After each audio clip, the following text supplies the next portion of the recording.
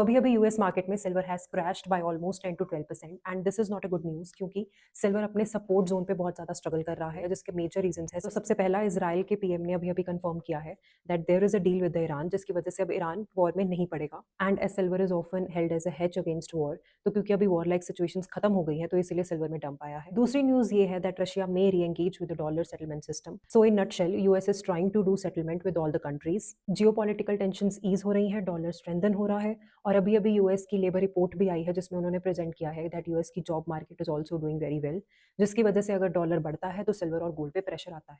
तो अब आपको क्या करना है, ये रील मैं टाइमली इसीलिए बना रही हूँ कि कल सुबह आप जब इंडियन स्टॉक मार्केट में देखोगे तो गोल्ड और सिल्वर के प्राइसेस बहुत ज्यादा कम दिखेंगे, स्पेशली सिल्वर में बहुत ज्यादा डंप देखने को मिलेगा। Even if it recovers a little, there is a huge chance कि आप एक बबल में फिर से फंस जाओगे और उसके बाद यहाँ से निकलना मुश्किल होगा। तो do not wait for any news, silver अब ऑफिशियली लिक्विडेशन फेज में है, तो take an exit from the silver if you are holding it for the short term. अगर आप लॉन्ग टर्म के परस्पेक्टिव से इन्वेस्टमेंट करके बैठे हो फॉर 3 to 5 years और more than that, then you can hold, but otherwise I would suggest कि now it is a time to take an exit. Gold में अभी इसका असर बहुत ज्यादा देखने को नहीं मिला है, तो अगर आपने गोल्ड भी शॉर्ट टर्म के परस्पेक्टिव से होल्ड किया हुआ था तो I would suggest you should take an exit from it. So please share this reel with your family and friends so that वो कल टाइमली डिसीजन ले पाए। And if you have any doubts you can comment me below and I will reply as timely as possible. Thank you so much.